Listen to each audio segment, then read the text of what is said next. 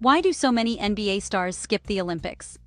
For every NBA heavyweight on the Olympic roster for Tokyo, there's another whose absence is just as conspicuous.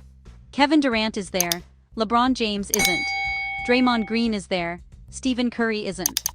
It's definitely disappointing when key NBA players opt out of Olympic appearances, and it might even make you think a loss like Sunday's against France deserves a disclaimer along the lines of, "Yeah, but some of our best athletes weren't there."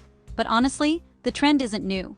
James and Curry both declined to play in the 2016 Olympics too, for example. Dwyane Wade withdrew his name from the 2012 roster, and so on. The reason is almost always for rest and recovery. If you make it to the NBA Finals, which James and Curry both did in 2016, and James and Wade did in 2012, you're not finished until about mid-June.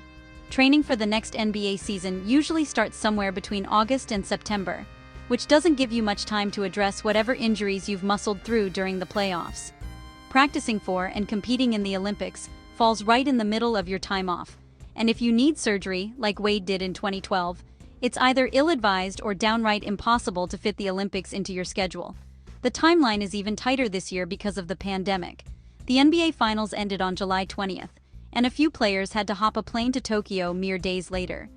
Even if their injuries are mild enough to allow a player to compete at the Olympics, they might exacerbate any underlying issues, which could then interfere with their next NBA season. For athletes whose primary focus is making it to the NBA Finals, sacrificing rest and recovery time just isn't worth the risk. When James announced his plans to skip the Rio Olympics in 2016 after a grueling 7-game final series against the Golden State Warriors, James clinched the win for the Cleveland Cavaliers. He simply said, "I could use the rest, but not every NBA player is looking to join Team USA anyway."